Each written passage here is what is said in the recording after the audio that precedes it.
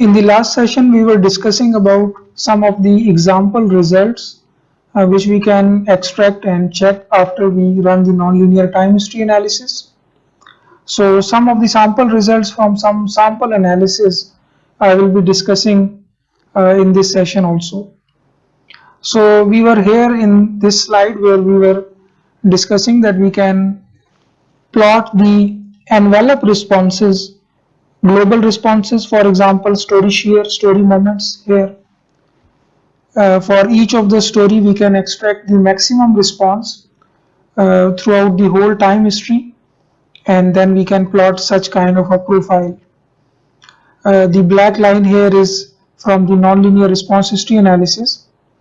What we can also do is that here we plot the envelope, which means the maximum number, the absolute maximum value from the peak response on positive side and peak response on the negative side.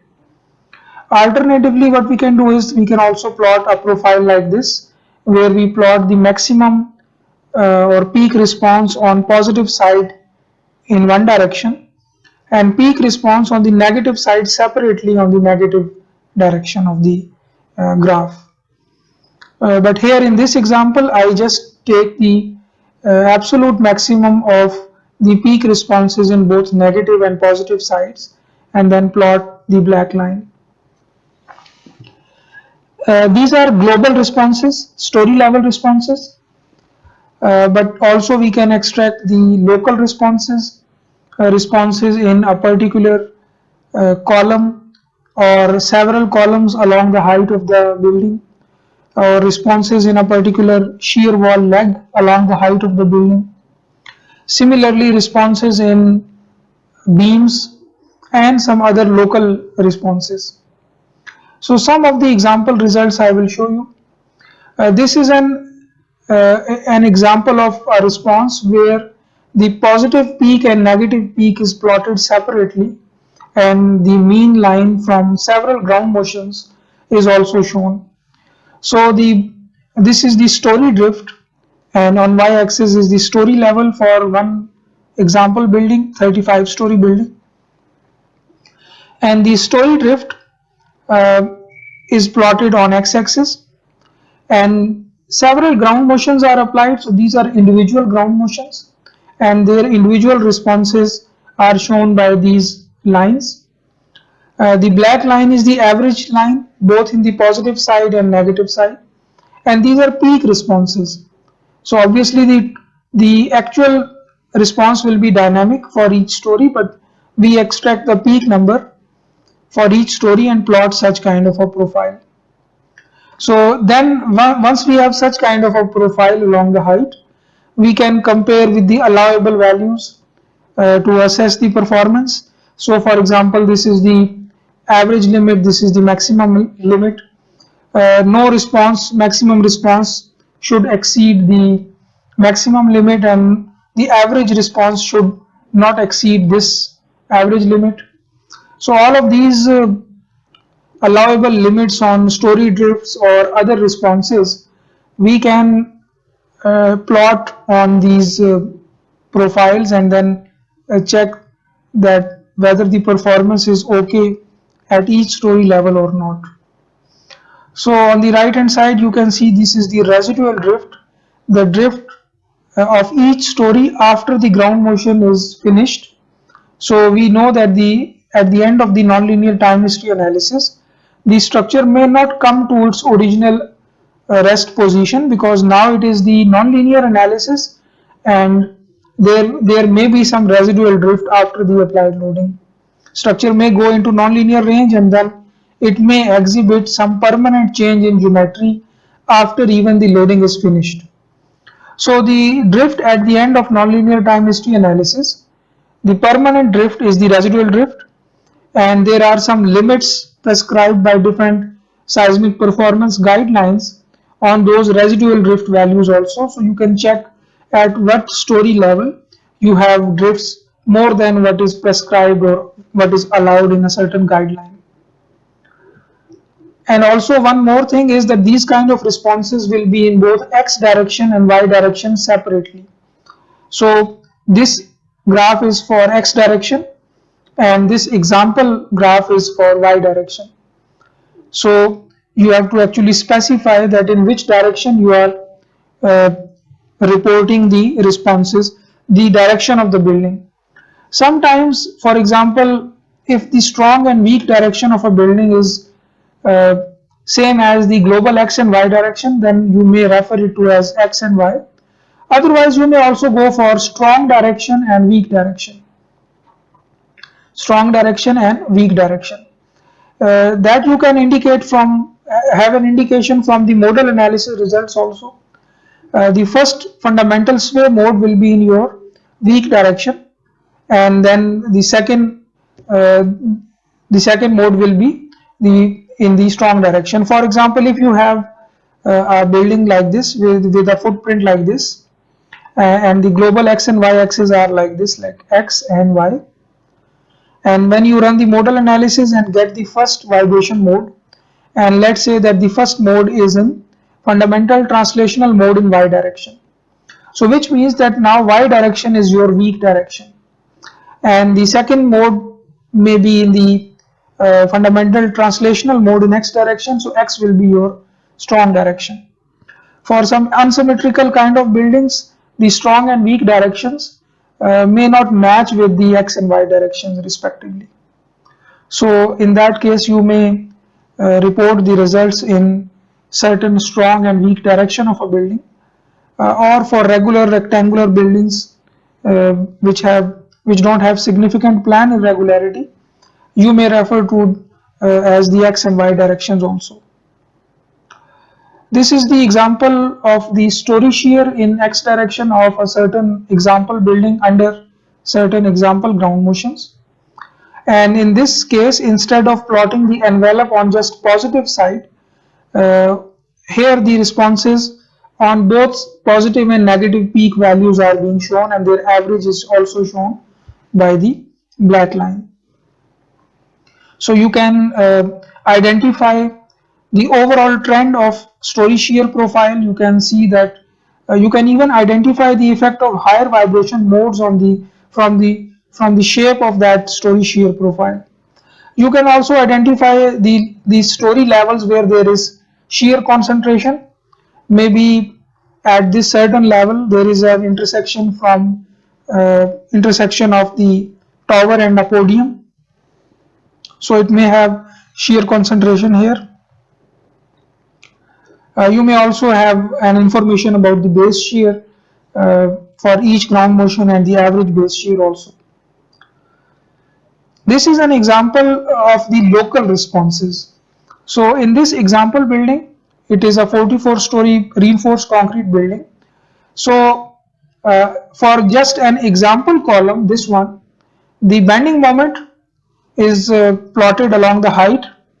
So you can see that this black line is the nonlinear time history analysis, the mean line from all 7 ground motions. So you can see that the black line is showing you the moment in the same column along the height. You can identify the locations where there are amplification in moment. For example, this level, we know in this example building at 13th floor we have the intersection of the podium and tower. So these are first 13 floors, and after that the tower continues up to the 44th story. So here at that certain intersection we have a high moment at that particular story, and then also at base we have a high moment. Similarly, on the right hand side we have for another column, this is the corner column now, and we can plot the bending moment profile along the height. In this particular example, there are some other analysis procedures also which are being compared with the nonlinear time history analysis results.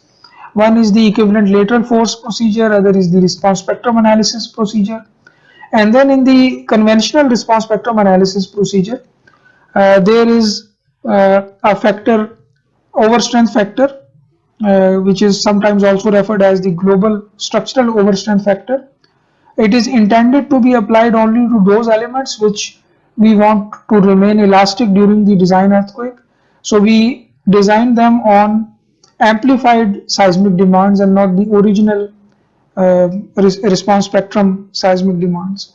So in this comparison, that omega factor of I think 2.5 or 3.5 is also applied to just include in the comparison. But mainly we have three analysis procedures.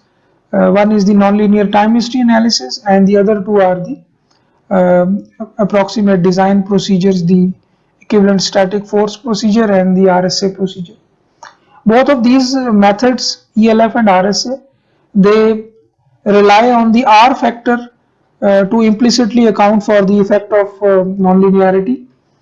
Uh, Actually, the R factor is a representative of the degree of inelastic action which is expected during the design ground motions.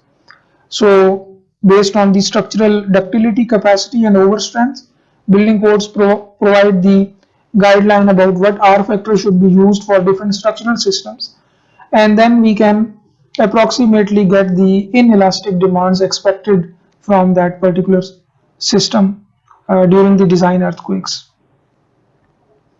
This example is the shear and moment in one shear wall leg, which is part of the core wall for the same 44-story example building.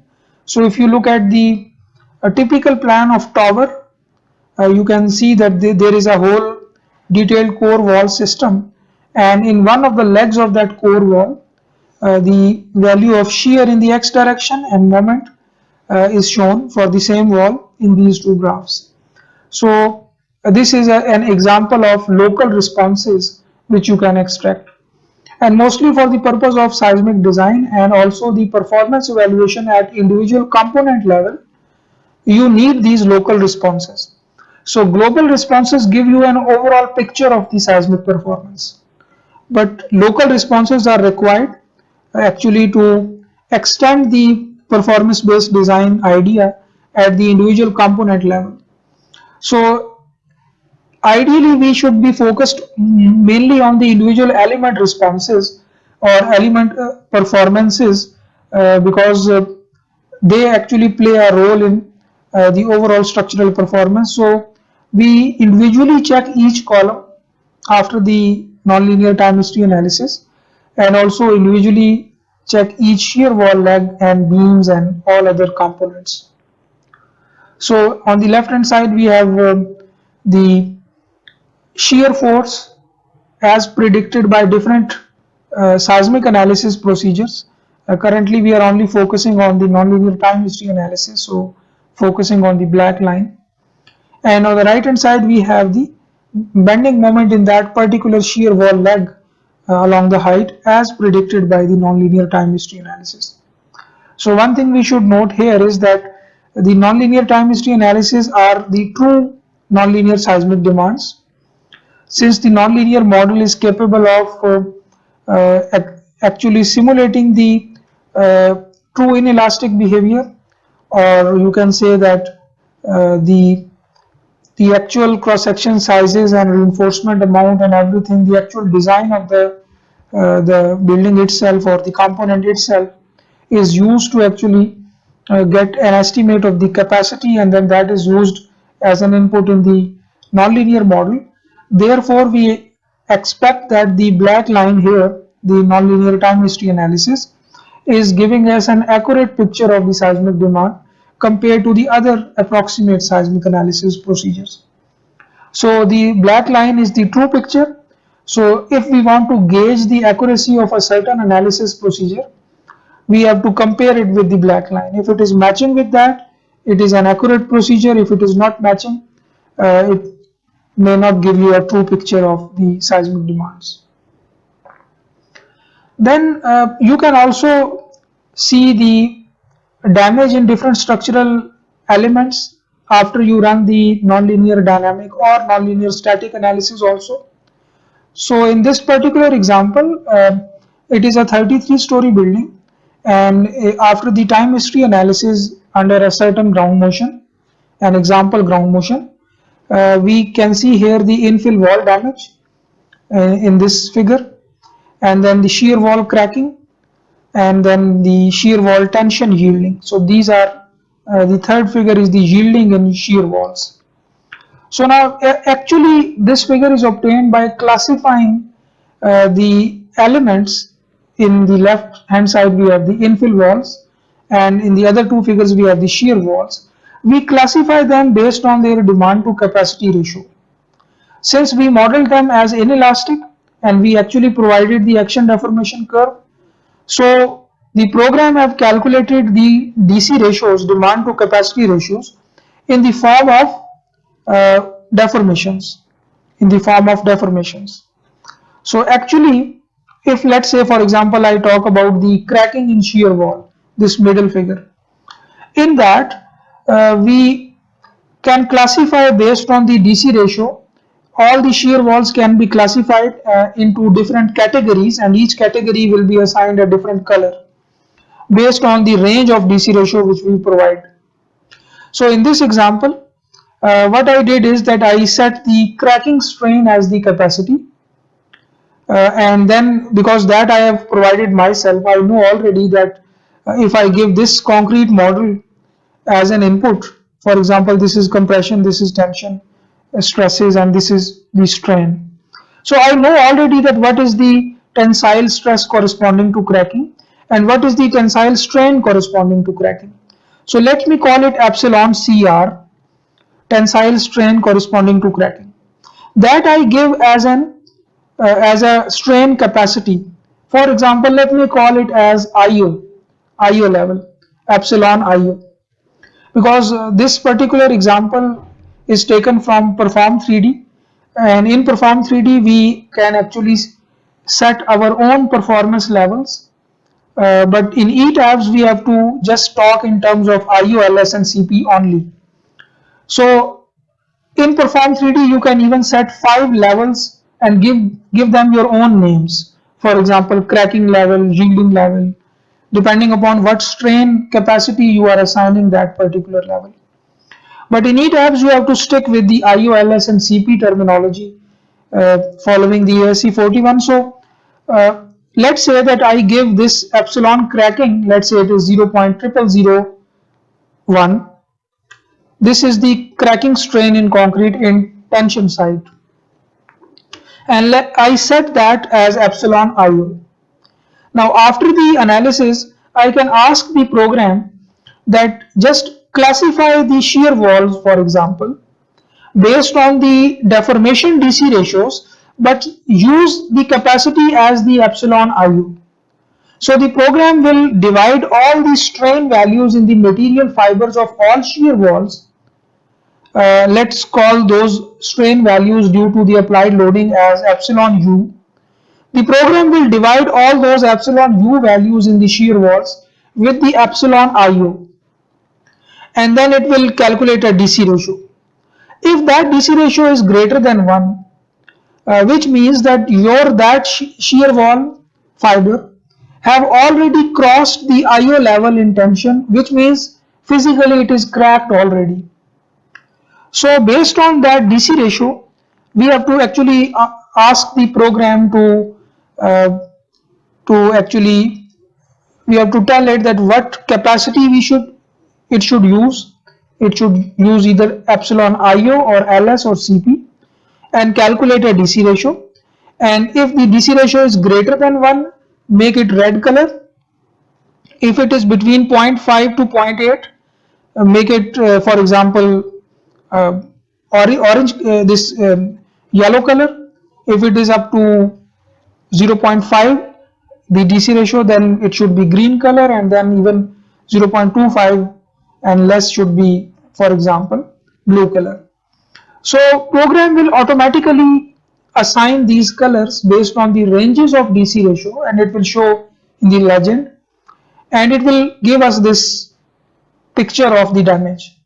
Now we know that red means that it crossed IO level, and IO we know that it is basically the cracking level. Similarly, we can plot the same figure for using the capacity as epsilon life safety, and if I set the life safety as the strain corresponding to FC prime, So whatever element having a DC ratio of greater than 1, which means red color, we know already that physically it is already crossed the peak compressive strain, and it is somewhere in the declining part of the stress strain curve. Similarly, for this example was for fiber modeling.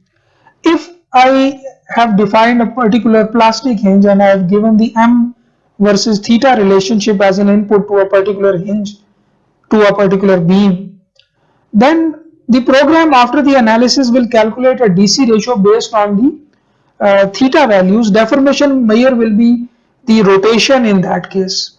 For fiber modeling, the deformation measure is the material strains epsilon values. But for plastic hinge modeling, the deformation measure will be plastic rotations. So demand will be the theta u produced by the factored loading which is applied to the structure. And capacity, we will tell to the program that whether it should use theta IO, theta LS or theta CP, and then program will calculate DC ratios and it will show in the form of these colors, and then we can interpret those results, those colors. So similarly here, when I say that all those shear wall panels which are having a strain equal to 25% of the yielding strain, what I actually mean is that I have set epsilon y as my certain performance level. Let's say I set epsilon y as epsilon IO for steel, and then I ask the program to classify elements based on DC ratio, strain DC ratios, and all those which have blue color panels, they have the epsilon u over epsilon y somewhere around 0.25. The DC ratio is somewhere around 0.25, which means that the strain produced by the applied loading in these blue panels is 25% of the yielding strain capacity of those panels. And if there is any red panel, which means the strain in those panels have already exceeded the epsilon y value. So DC ratio is already greater than 1 in this case. So all those few red panels are already yielded, and 80% means they are about to yield, 50% means that they are very safe, 0.25 means that they are even underutilized, they are significantly safe. So similarly here also, here instead of giving in the form of some numbers, what I did is that I qualitatively classify the damage as slight, moderate, extensive and complete. All those which are red color, they are completely, those infill panels are completely gone. So here also if I want, I can qualitatively also classify the damage. But actually the program will calculate DC ratios based on deformations, and those deformation DC ratios will be used to color code different elements. In Perform 3D we have the flexibility to give our own numbers, and the program will classify or color code them according to our desire. But in ETABS we don't have much flexibility. Just like in ETABS we don't have much flexibility in terms of performance levels.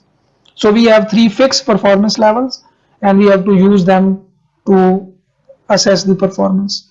So I will show you these options also towards the end of this session, where you can actually go and see these DC ratios and classify elements in different colors. This is another example, and this example is also from Perform 3D. The infill wall damage under a certain example ground motion. Then this is the shear wall cracking, and then this is the shear wall tension yielding. So again, based on DC ratios, each panel, whether it is a shear wall or an infill wall damage, infill wall panel, is color coded based on its DC ratio, strain DC ratio, because shear walls are modeled using fiber modeling in this building.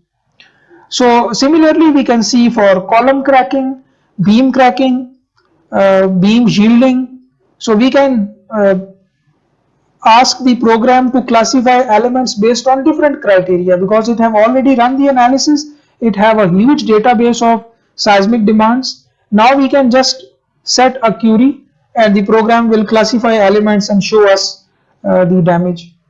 So here in this, for example, in the middle example, I just asked the program to classify all the fibers in the shear walls based on their strain DC ratios, and I have given these 25%, 50, 80 and 100% as my 4 different levels in which the elements should be classified. So even I can, in Perform 3D, I can change these numbers also. So for example, I can set that maybe the DC ratio of 1.5 should be shown with the red color and not 1. So in that case, I should know that, okay, red will mean significantly yielded and not just yielded. And if I set yellow color as DC ratio equal to 1, then it means that yellow means yield, that the element has yielded or just yielded. So even the DC ratios and the color coding is in our hand in case of Perform 3D, but for ETABS we can also produce similar results, but not that much flexibility as the Perform 3D offers. Similarly, another example of the local response, that in a particular core wall or even a particular column also you can do same thing, and also one particular leg of a shear wall. What you can do is that you can plot the capacity curve, PM interaction curve, and then also you can plot the demand also on the same figure. So the black line here is actually all the combinations of P and M which are produced during the example earthquake ground motion, which I just applied. So these are demand values. Okay, so it is basically black lines are demand values. The ground motion was very long, so it was divided into 2 parts. So all the black points or black line are the seismic demands produced by the ground motion or applied loading produced by ground motion. And the capacity lines are also on the same graph. So here you can see the red line is the design strength, which means that reduced capacity from the nominal strength values, reduced based on the strength reduction factors as uh, proposed by different building codes, sometimes also called as phi factors. The nominal strength is obviously more than the design strength, and these two dots or values corresponding to these 2 points, they are coming from the equivalent static analysis against the earthquake. So these are the demand points. Obviously, they will be just 1 point on positive and negative side, minimum and maximum value, if you use the ELF procedure. But if you go for the time history analysis, you will get many points. Obviously, for whole time history, you will have a combination of P and M at each time instant. So all those combinations at each time instant can be plotted like that. And you can see that at a particular time instant, for example, just check here. Just for 1 or 2 time instants, your demand has exceeded the design strength. And for all the other time instants, it has remained within the design strength. So this is also a very useful comparison which you can make to actually check the performance of a particular shear wall or for a particular column also after the time history analysis. This can be for a column also, that you plot its capacity curve and then plot on the same graph you plot the demand also coming from the analysis. So if you have time, for each time instant up to the whole time history, you extract the axial forces in your column, and for the corresponding time, each time instant, you also extract the moment in the same column, and then finally plot the demand PM curve, which will be obviously this black line, and then compare whether it is uh, inside the capacity curve for all the time instants or not. So this is the same example for uh, different shear walls. big core and then lift core. So in this example building there were two cores, one is this one is this one. So for both of the core walls the same comparison is shown, and then the demand lines are these ones, the green and the yellow lines, and then also they are compared with both the nominal strength as well as the design strength. So in just one picture, you can quickly check the performance of your core wall or your column. Both demand and capacity are compared in the same graph.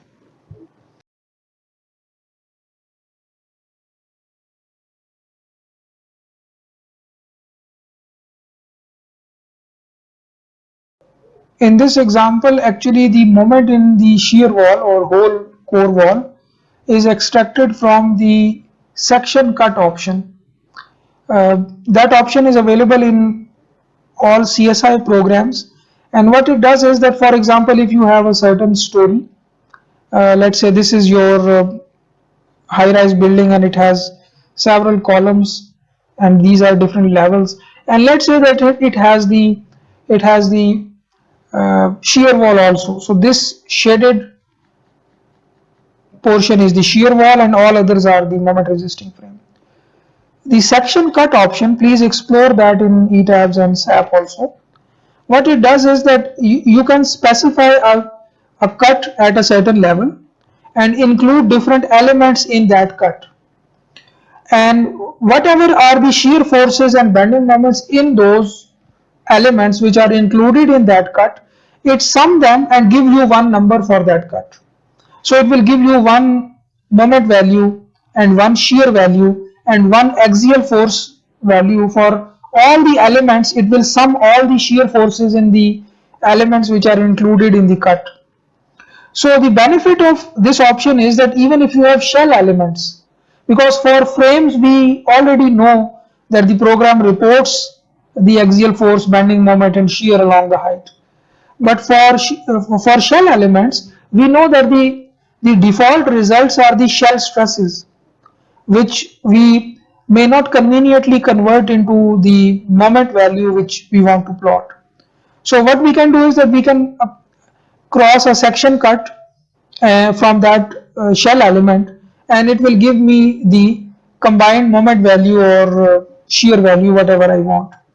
So what we can do is that we can pass a section cut from only the core wall at all levels. So we don't include the moment resisting frame, we only include the core wall, for example. So let's imagine that because we know in the program we have the flexibility to include or exclude a certain element. In fact, we have to select a particular element to include in the cut, and that cut we can even define after the analysis. The program will still report us the section cut combined numbers. So imagine that I have a section cut defined at each level which is passing from the core wall only, from the big core, and then a separate set of section cuts which are passing only from the lift cores. So the results of those section cuts will give me the moment values at each level. Those moment values will be the combined values of all the legs in that particular core, uh, and then obviously I can either plot the individual story profile. For example, I can plot such kind of a graph where we can plot the shear force or a bending moment only in the core wall, not the whole story shear and story moment, only in the core wall. And then we can compare if we have two core walls, we can see that what is the portion of shear taken by one core wall and what is the portion taken by the other core wall. So using that convenient option of section cut, you can extract the individual responses from a group of elements. This researcher, actually he was my colleague there, he actually used this option to extract responses. This is the example of structural damage, but this is from ETABS, not from Perform 3D. And here I show that for immediate occupancy level, uh, the shear wall panels here on the right hand side, and the columns on the left hand side, they are classified based on their DC ratios under an example nonlinear time history ground motion, which is this one. So for the same ground motion, I classify on the left hand side, I classify all the columns. It is a 48-story building, and the nonlinear time history analysis was conducted in ETABS, and after the analysis I have classified based on the DC ratios, deformation DC ratios, both columns as well as for shear walls. But I have set in the program that the capacity used for this purpose, for the purpose of this plot, should be the IO capacity. Since I have modeled both columns and shear walls with the fiber modeling approach, so basically epsilon IO is my capacity. Here also the epsilon IO is my capacity. So under this example earthquake, the program have calculated the demand epsilon in each of the column and in each of the shear wall, because we have concrete and steel fibers in both elements. So it have divided them and then calculate the demand to capacity ratio. So and then in that I have classified the elements such that if the DC ratio is greater than 1, those should be in red color.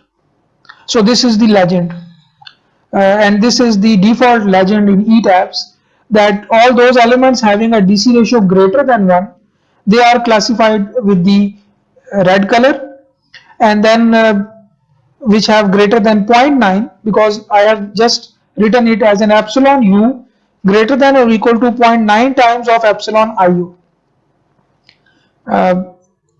Qualitatively it means about to crack, because IO is my cracking strain in the material capacity. So in the material model which I have defined in ETABS, I have set the concrete cracking strain as the epsilon IO in the tension side. Similarly, if the DC ratio is between 0.7 and 0.9, the program have given it with the yellow color, and then if it is between 0.5 and 0.7, then green color, and even if it is less than 0.5, then the blue color. So similarly, the shear wall panel from the right are also classified with different colors, and you can just get an overall picture. For example, I want to check that what are those elements which are beyond the collapse prevention level, which I have set, for example, the last point on my stress strain curve. I want to identify those columns and shear walls which have crossed the CP level. And let's say that this ground motion RSN 12 was my MC level ground motions, and for the MC level ground motions, the acceptance criteria is that no element should cross the CP level. So I want to just see in one picture that what are those elements which have crossed that CP level. So I can simply set the capacity as epsilon CP. I will show you that option from where you can do this, and ask the program to plot this again. And now you know that red will mean that the epsilon u over epsilon CP will be greater than 1. So which means that all those which are red now according to this new definition of capacity, those elements will be beyond CP level. So in just one picture you will see the you can identify those elements which are going beyond CP. So for example, for the same building, for the same ground motion, I show you the life safety level, performance level. So now the epsilon capacity is the epsilon life safety. And we can see here that almost none of the columns or none of the shear walls is in the red color. So under this RSN 12 or this ground motion, whatever ground motion it is, none of the column and shear wall is going even beyond life safety. So no red color here, no element crossing the life safety level. So now we know already that even no element will even cross the collapse prevention also, because that one is even higher than that, having a capacity even more than that. So when I set the capacity as epsilon CP or the collapse prevention capacity, we can see that most of the elements are in the blue color or green color.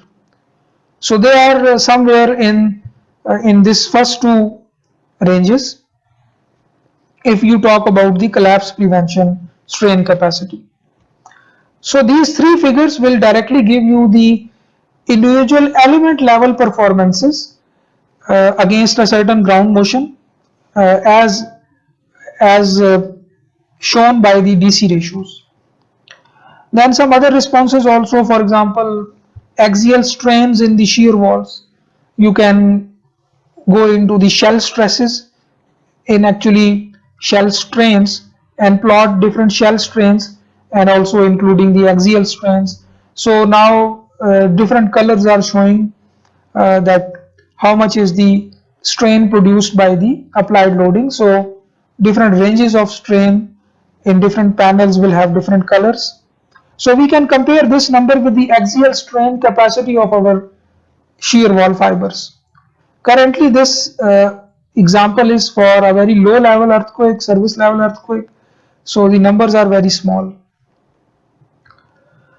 But we can instead of plotting with the different colors, we can also extract the axial strains in shear walls along the height and also plot it as one of the local responses and check with the allowable values.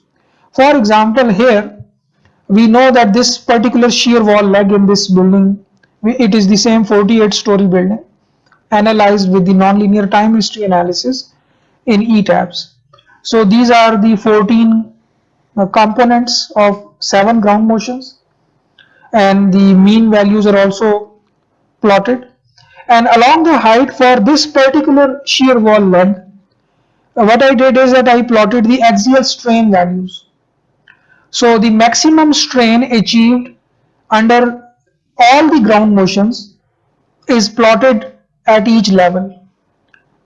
So and then at the end I can compare it with the allowable value. So in the case of material strains, we already know the allowable values. We don't need any certain guideline, because material testing we can perform ourselves and we exactly can know what is the capacity of our certain material. So for concrete, for example, we know that the maximum compressive strain limit is 0.003. So none of the shear wall panels under any of the ground motions have exceeded the axial strain more than 0.003. So this number here is 0.003, minus means compression. And on the tension side, none of the panels have exceeded the axial strain which is more than the steel yield strain, which is 0.002. So this is steel yielding, this is epsilon y. So this is epsilon Cu. So all the axial strains for each of the stories and for each ground motion are in this range. So we can safely say that this particular shear wall leg, none of the panels along the height will crush or will yield. But there can be certain shear wall panels which have the strain in tension side which is more than the cracking strain, because epsilon Cu is on the compression side. If this is my stress strain curve, this is compression, this is tension, epsilon Cu is somewhere here. But if a certain panel have developed a tensile strain more than this number, 0.0001 for example, we can say that it can crack it has actually cracked in the tension side as predicted by the analysis. We can also extract the column rotations. For example, in this same building, I have selected two columns, this one and this one, and I will show the local responses or column rotations along the height of that building, because actually the program, although I have modeled them with the fiber modeling, but the program can integrate all the fiber responses and also give me the m theta, overall m theta response. So here in this example, for one particular column, this one, along the height I have plotted the maximum rotation in particular column along the height as predicted by different ground motions or produced by different ground motions, their mean and maximum values also. So I can see that at the 43rd level or 42nd level somewhere at the top, it has the maximum rotations. The particular column C10 at that particular level has very high rotation, and also at second or third floor also. So the program will report me that the maximum hinge state on the moment M3 on moment M3 versus rotation theta 3 curve is point B2 less than point C at level 43. So at that particular level here, we have the maximum rotation for this column, and that is, if you talk about in terms of M theta curve, which we have given as an input, that is somewhere between point B and less than point C. So it is already this point B and C, so it is somewhere in this range, in the post yield range already. So which means that we can deduce the result from this particular figure that at 43rd floor this column will be yielding. So this can be confirmed also from the hinge responses also. I will show you in the next few slides also. Similarly, the first one is some amplified figure, but this one is the axis is changed now, and we know that the maximum response is at 43 level. If I go to the 43 level and go to the hinge responses, so I go to level 43 in ETABS, and in the column C10, the same column, and I selected one of the plastic hinge. Actually it is fiber hinge, but the program reports both fiber results as well as the integrated element level response also. So I can see here that this hinge have actually yielded because it have actually undergo a very high rotation at that particular level. So the same observation can be obtained here, that I can go to a particular specific hinge and then see the demand moment versus demand rotation curve. So, and by having all these loops, I can indicate that this particular hinge have gone into an inelastic range. Actually, program tells us also the hinge state is from point B to somewhere less than point C. So it is already in the yield portion from point B to point C, already in this range. So you can actually interpret the individual hinge results also in this manner. Similarly, if I go to fiber responses, because this one is the element level response, obtained by integrating the individual fiber responses. Actually, we have modeled this particular column with fiber modeling approach, so we should be able to get the individual fiber responses also. So we can go into the same hinge and select a particular applied loading case. This is the same example ground motion, and it will show me for each of the fiber. For example, this is fiber number 17, which may be some corner concrete fiber, and I can see that it has actually cracked. On the stress strain curve given to that particular fiber, the blue line is the demand line against this particular applied ground motion. So I can go for each step, but the blue line shows me for all the time steps the maximum range of the demand. And on the compression side, I can say that okay, the element or this particular fiber is safe against crushing.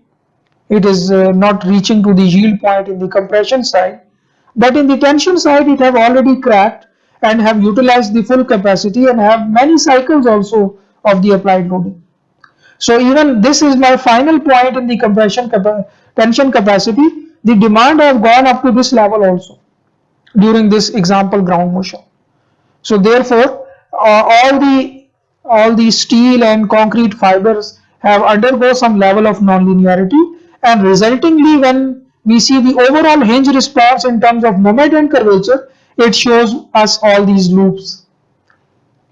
Similarly, for second column, the column C64 in the same building, The program also gave us the state of the hinge, the maximum hinge state, and we can also plot the maximum rotations achieved for each of the ground motion along the height for the same column or for the line of the same columns. So in this example, we can see that the maximum hinge rotations are somewhere at level 8 or level 7, level 9 maybe. So I can go to, for example, level 9 and select that same column and select one of its two hinges, and I can see these loops.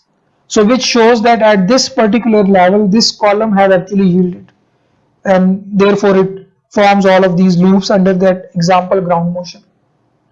So, and the hinge state is again from B to point less than equal to point C. Again, I can go to individual fiber results for this particular hinge, and I can see that these loops are there. And again, the same observation that concrete fibers have actually cracked, and maybe if I select some steel fiber, maybe it is yielded also. So I can go for different fibers and extract the results if I want. In the tabular form, you can go to display and then show tables. And in show tables, there is again analysis and results, and in the results finally you have to select hinge results. And in the hinge results, there are three tables available. One is for fiber hinge results, the fiber overall fiber hinge results, and then the other table is for individual fibers results, and there is a table for the plastic hinge results also. So three tables are available. Similarly, we can also select a certain beam and check its rotation along the height. So two beams are selected, for example this one and this one in x direction, one in y direction, and their rotations along the height are checked. So basically these are theta 3 values, which are demand values. The maximum theta 3 produced by the ground motion at each level. So we can plot it, and then finally we know already what was theta collapse prevention, because that is what we have given as an input.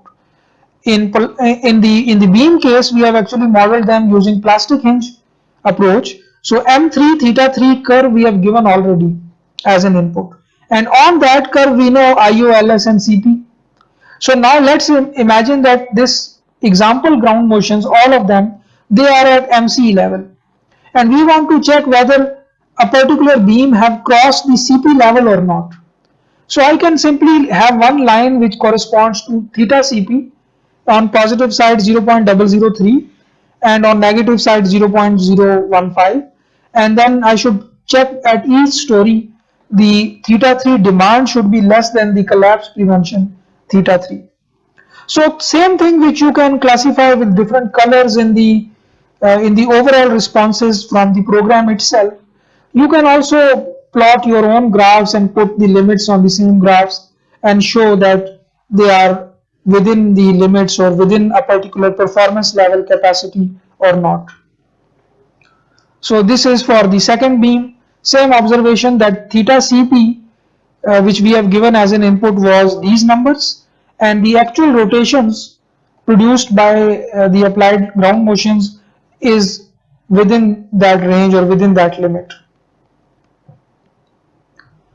So instead you can also go to the plastic hinge results of each level or each beam, and then you can see whether it has actually yielded or not, whether it has crossed CP level individually or not.